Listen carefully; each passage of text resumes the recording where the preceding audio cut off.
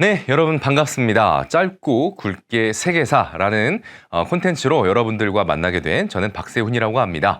자, 세계사, 여러분들 세계사 하면 좀 어떤 생각이 드실까요? 또 어느 정도 좀 관심이 있을까? 저도 궁금한데 제가 개인적으로 생각하고 있는 걸 좀 말씀을 드려보도록 하겠습니다. 자, 대중적으로 예를 들면 뭐 동영상 플랫폼이나 그다음에 서점에 갔을 때 발간되고 있는 여러 서적들 이런 것들을 보면 그다음에 뭐 여러 뭐 영화나 이제 드라마, 외화 드라마 같은 것들이 있죠.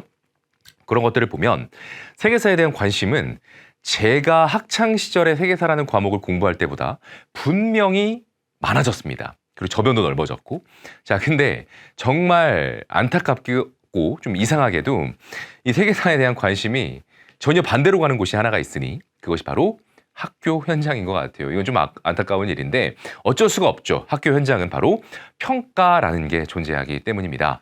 자, 평가가 있다 보니까 세계사 내용 자체가 굉장히 방대하고 그것을 다 소화를 하고 암기를 해야 된다는 부담감 때문에 많은 친구들이 꺼려하는 게 분명히 이해가 되는 부분이기도 하고요. 이 자체가 그런 학생들이 꺼려하는 부분들, 그다음 내용이 방대하다는 부분들 이런 것들 때문에 학교에서 개설조차 되지 않는 그런 상황들도 잘 알고 있습니다. 자, 그러다 보니까 이 세계사를 배우고 싶어도 접하기가 굉장히 좀 어려운 그런 상황인데 그것을 조금이나마 좀 우리 전라북도 교육청과 함께 좀 만회도 해보고 또 도움이 될 수 있다라면 더 좋은 이제 이 콘텐츠를 제작을 하게 됐습니다. 더불어 우리가 지금 뭐 고교 학점제 시대에 내가 이수하고자 하는 과목이 또 학교에 없는 과정 이런 것들도 많기 때문에 여러 가지 것들로 좀 이렇게 총체적으로 좀 도움을 드리고자 이렇게 한번 그런 취지에서 시작을 해보게 되었습니다. 자, 그 다음으로 또 어떤 얘기를 드리고 싶냐면 내가 좀 세계사에 관심이 생겨서 뭐 영화를 보든 책을 보든 어떤 활동을 한다라고 할 때 사실은 바로 몰입하기가 쉽지가 않아요. 왜냐면 나름대로 자기한테 좀 친숙한 인물이나 개념이나 그런 것, 문화재나 이런 것들이 나와야 저거 하면서 재밌게 그래야 재밌어지거든요. 즉 사전 지식이 조금은 있어야 아무리 친절한 콘텐츠라도 그 사전 지식을 바탕으로 더 재밌게 누릴 수가 있는 것인데 그게 부족합니다. 학교에서 배우지 않으면. 그래서 그것들을 채워줄 수 있게 뼈대라도 만들어 드린다. 그래서 머릿속에 세계사에 내가 들어본 뼈대를 만들어 드리고 그걸 바탕으로 좀 더 많은 콘텐츠를 누릴 수 있게 도와드리는 그런 콘텐츠로 한번 진행을 해볼까 합니다. 자, 그 시작점은 바로 문명은 어떤 곳에서 나타났을까라는 주제로부터 시작을 해보도록 하겠습니다. 아마 뭐 중학교 때 역사라는 과목을 통해서 여러분 세계사, 보통 역사 1에서 세계사를 공부를 하게 되는데 그때 기억으로라도 남겨져 있을 겁니다. 보통 우리가 첫 시간은 잘하잖아요, 다들. 그래서 그 첫 시간 내용이기 때문에 그걸로 몸을 좀 풀어본다라고 생각을 하시면 될 것 같습니다. 4대 문명. 어디를 가리키는지 말할 수 있다. 그리고 그 문명의 핵심 특징들을 좀 소개를 할 건데 4대 문명 중에 3개를 소개를 할 겁니다. 왜냐하면 마지막 하나가 중국인데 우리가 다음 2강부터는요. 중국에 대해 역사를 쭉 풀어 나갈 예정이기 때문에 3개까지만 하고 마무리를 하겠다. 자, 구석기, 신석기, 청동기로부터 출발을 해볼게요. 자, 우리가 이 구석기는 바로 문명 단계라고 표현하진 않습니다. 자, 근데 우리가 바로 문명부터 얘기해보자 이러기보다는 단계를 한번 밟아 나가보는 게 좋을 것 같아가지고 석기 시대부터 가지고 왔어요. 자, 이 석기 시대. 석기를 통해서 여러 가지 삶의 중요한 부분들을 명의를 합니다. 근데 그 석기의 가공 정도, 사회의 변화 정도 이거에 따라서 구냐, 신이냐 이렇게 구분을 하는데 구석기부터 출발을 해볼 거고요. 이쪽의 중요 내용들은 우리가 한국사 내용과도 상당 부분 겹치기 때문에 그걸 통해서 이미 여러분들이 많이 알고 있다라고 생각을 하고 짧게 넘어갈게요. 가공 방법, 뗀석기, 생활 모습 이동하고 무리지어서 그 다음에 그들의 생활 모습이 남겨져 있는 흔적으로 동굴 벽화가 에스파냐나 프랑스에서 굉장히 유명한 게 있다.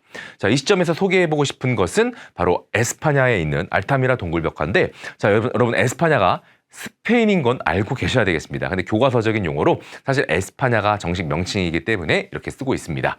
자, 당시 사람들이 생활을 하면서 곁에서 볼 수 있었던 여러 가축들의 모습들이 이렇게 그려져 있습니다. 그래서 그들의 생활 모습을 우리가 추론해 볼 수도 있겠고 아니면 관념적으로 좀 더 풍성하게 사냥도 잘 되고 이런 것들을 좀 기원하는 의식도 있지 않았을까 이렇게 우리가 추론을 해볼 수가 있는데 저는 여기서 어떤 것을 좀 가져가보고 싶냐면요. 이 알타미라 동굴벽화 발견한 사람 이야기를 한번 해보고자 합니다. 자, 알타미라, Finding 알타미라라는 영화 스페인에서 이제 기념하는 것처럼 만들어져 있는데요. 자, 이 알타미라 동굴벽화를 발견한 건 사우토올라와 그의 딸이었습니다. 그들은 아마추어 고고학자였어요. 자, 그러니까 순수하게 이 고고학이 좋아서 탐험하는 게 좋아서 발굴하는 게 좋아서 역사가 좋아서 이렇게 어떤 정식적인 우리가 흔히 말하는 엘리트 코스 뭐 어떤 학과나 그다음에 뭐 그 어떤 라인 뭐 이런 것들을 탄 게 아닌 거죠. 근데 우연히 그날도 이렇게 그 발굴 조사를 나간 와중에 딸이 우연히 발견을 하게 됩니다. 무엇을? 인류 문화의 그 유산 중에 최고 중에 하나로 꼽히는 상태가 너무나도 완벽했던 동굴 벽화가 나오게 된 거죠. 그러면서 이제 그 일대의 구석기 유적 이런 부분들이 나오게 되는데, 자, 이 사우톨라와 그의 딸 얘기를 제가 드린 이유는 이런 스토리가 있어요. 당시에 그의 발견이 바로 인정되지 않습니다. 학계는 오히려 이 사우톨라를 사기꾼이라고 여기게 돼요. 자, 첫 번째, 이 동굴 벽화의 상태가 너무나 완벽했기 때문입니다. 그래서 뭐다? 이거 조작이다. 이렇게 있을 수가 없다.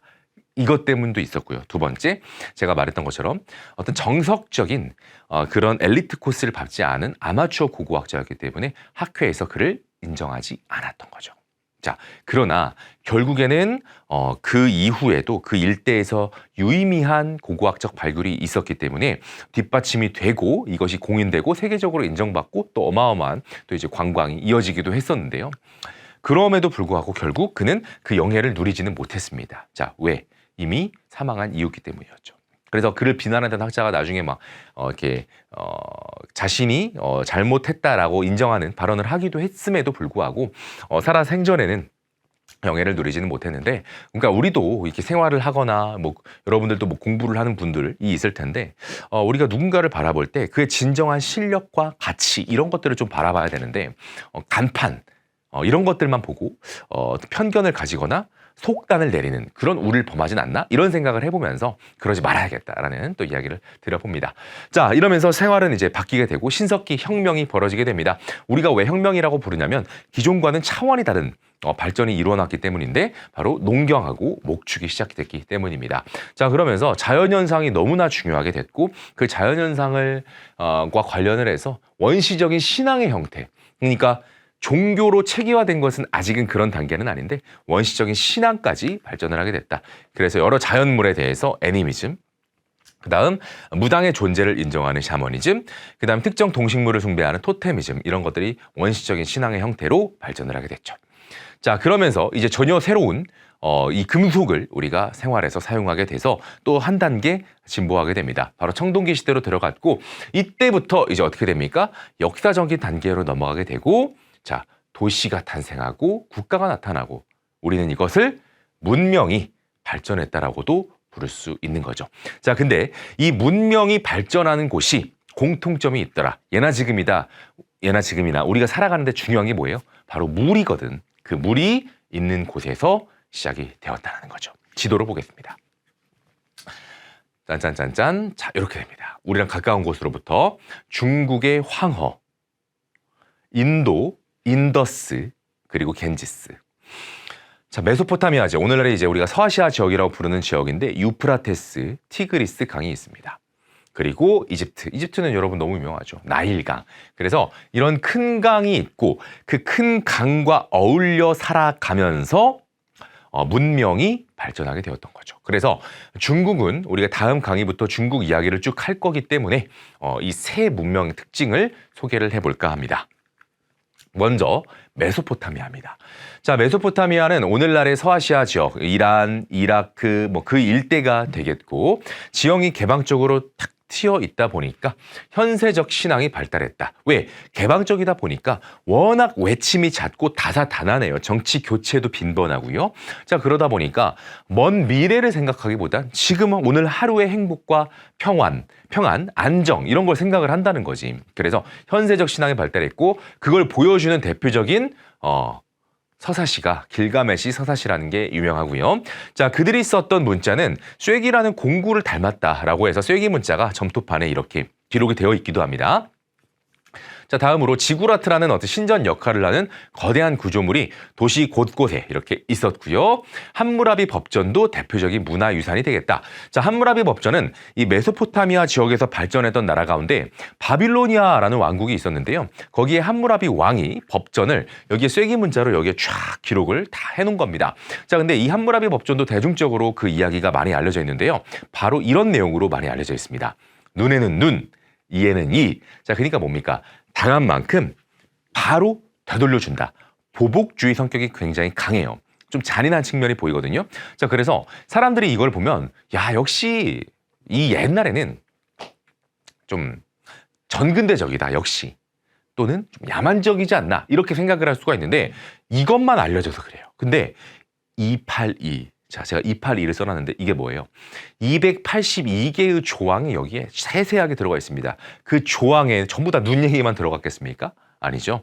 그 안에 뭐 상법, 그 다음에 민법, 형법, 뭐 교역 여러 가지 정말 당시 세계의 모습이 어떻게 돌아가는지 알 수 있을 정도의 다양한 내용들이 정교하게 들어가 있다는 거죠. 그래서 우리가 요즘 이 지역이 워낙 뭐 현대사회로 들어오면서 분쟁도 많고 경제적으로도 좀 어렵고 이런 상황이다 보니까 우리가 오늘날의 관점에서 편견을 가질 수 있는데 그렇지 않다. 문명의 발달 단계에서 가장 먼저 발달을 했고 이미 그 시대에 여러 가지 법의 형태가 나타난 선구적인 지역이었다라는 것을 말씀을 드리고 싶습니다. 자, 이 함무라비 법전 우리가 실제 이 서아시아 지역에 가서 여행한다라는 것은 좀 어려워요. 현실적으로는. 그런데 이거 함무라비 법전은 실물을 우리가 볼 수 있습니다. 물론 지금 가깝지는 않지만 바로 프랑스에 가시면 볼 수가 있습니다. 프랑스의 가장 대표적인 곳 루브르 박물관에 가면 함무라비 법전을 바로 눈앞에서 실물을 이렇게 돌아다니면서 볼 수가 있습니다. 저의 모습이고요. 이제 이집트 문명으로 가볼게요. 메소포타미아 문명과 더불어서 많이 언급이 되는데 자, 지배자 파라오, 뭐 파라오의 분노, 파라오의 무덤, 파라오 전시회 이런 것도 지금도 많이 열리고 있습니다. 자, 이들은요 사후 세계에 대한 관념이 발달합니다. 메소포타미아하고는 비교가 되죠. 메소포타미아는 좀 현세적인 개방적 지형으로부터 오는 그런 특징이 있다면 이 이집트 같은 경우는 1000해의 장벽이 있었죠. 바로 사막과 그리고 나일강이 있었기 때문에 좀 폐쇄적인 지형 때문에 외침은 좀 적고 그에 따라 안정적으로 국가들이 계속해서 이어질 수가 있었습니다. 그래서 자기의 현세적 삶 이후에 내세 관념, 사후 관념까지 발전을 하게 되는데 그 사후 관념과 관련한 키워드들이 여러분들이 이집트 하면은 많이 떠올리실 수 있는 것들이다. 바로 여기 왕의 무덤 피라미드, 그걸 지키는 스핑크스 또 이거 있고요. 그 다음에 그 안에 왕의 뭐 시체나 이런 것들이 미라 처리가 된다는 거죠. 그래서 미라 그리고 죽은 자를 위한 안내서, 죽은 자에 대한 사후 심판 관념이 들어가 있는 거거든. 그래서 사자에서 죽은 자를 위한 안내서 이런 것들이 이렇게 남겨져 있을 수 있었던 거죠.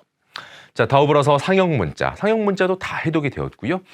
종이 파이퍼의 기원이 되죠. 파피루스에 이런 것들이 기록이 되었더라. 그래서 그들의 생활 모습을 알 수가 있었고 달력은 태양력을 사용했다. 메소포타미아는 태음력을 사용했고 이들은 태양력을 주로 사용을 했다.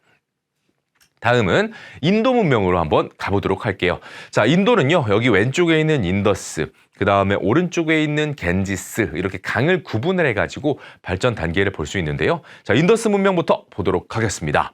자, 모헨조다로와 하라파 유적을 보면서 계획도시였음을 알 수가 있다는데, 자, 오늘날에, 그럼 내가 인더스 문명을 보러 인도를 한번 여행을 가야겠다라고 했을 때, 사실은 인도로 가시면 안 되고, 파키스탄을 가셔야 됩니다. 왜? 이 지역이 오늘날에는 파키스탄이 돼 있는 거거든요. 그래서 인도사를 공부하다 보면, 이런 또 변화가 있었구나, 아실 수 있게 될 겁니다. 자, 이 계획도시의 면모를 알 수 있는 것은 벽돌을 정교하게 쌓아서 뭐 여러 가지 성벽이나 여러 공중 목욕탕이나 이런 시설을 갖추었다는 것을 통해 알 수가 있습니다. 자, 벽돌이라는 것은 우리가 자연 상태에 있는 돌을 갖다가 이렇게 하나씩 쌓는 게 아니에요. 벽돌은 흙을 구워서 반듯하게 구워서 만들어내고 그것을 바탕으로 쌓는 기술이 뒷받침되어야 되기 때문이죠. 자, 그래서 계획도시가 발달했다는 것을 알 수가 있겠고요. 역시 그들도 상형 문자, 그다음 도장의 형태, 인장 같은 것들이 발견이 되었습니다. 자, 이게 바로 모헨조다로의 목욕탕 유적, 벽돌이 사용되어 있는 정교한 형태 우리가 확인해 볼 수가 있겠고요. 자, 일각수 인장이라고 해서 이렇게 뿔이 달린 짐승의 형태를 띤 도장이라고 보시면 되겠습니다. 자, 그랬는데, 자, 이제 문명의 중심축이 오른쪽에 있는 겐지스강 쪽으로 이동을 하는데, 이 겐지스강 같은 경우는 최근에 여행 콘텐츠, 여러분 공중파 방송에서도 많이 나왔어요. 겐지스강에서 사람들이 막 아이들이 수영도 하고, 한쪽에서는 뭐라고 해야 될까요? 뭐 목욕도 하고, 한쪽에서는 장례를 하면서 시체 화장한 것이 떠내려가기도 하고, 정말 그 다층적인 모습을 볼 수 있는 곳이어서 누군가에게는 좀 충격으로 다가갈 수도 있겠지만 대체로 많은 세계 여행자들에게 굉장히 매력적으로 다가가고 있는 그런 곳이죠. 자, 근데 어쨌든 그 겐지스 강 쪽으로 문명의 중심이 이동을 하는데 나중에 이제 주류 민족이 될 아리아인들이 오랜 기간 이쪽으로 이동을 해 옵니다. 자, 그래서 원래 살던 사람들을 이 아리아인들이 겐지스 강 유역으로 이동을 해 오면서 정복해요. 자, 그래서 소수의 이 아리아인들이 원래 살고 있던 선주민들을 정복하니까 여러분들 어떻게 갈 것 같아요? 부드럽게 갈 것 같습니까? 아니면 강하게 갈 것 같습니까?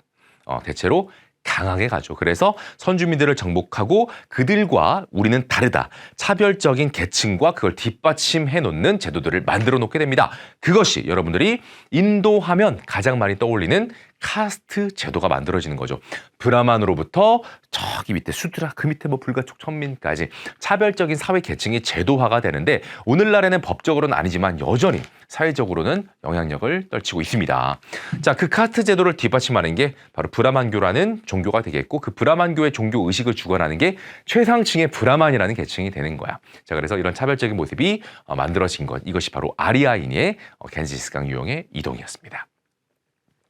자, 이렇게 해서 우리가 첫 시간 4대 문명은 무엇이고 그중에 세 문명의 특징을 살펴봤습니다. 자, 다음 시간부터는 그중에 제가 중국으로부터 출발을 해서 한동안 쭉 중국의 역사를 전근대부터 현대까지 짧고 중요한 포인트만 짚어가면서 우리가 한번 뼈대를 만들어 가볼까 합니다. 아시겠죠? 자, 짧고 굵게 세계사 1강 내용이었고 다음 2강에서 또 찾아뵙도록 하겠습니다. 감사합니다.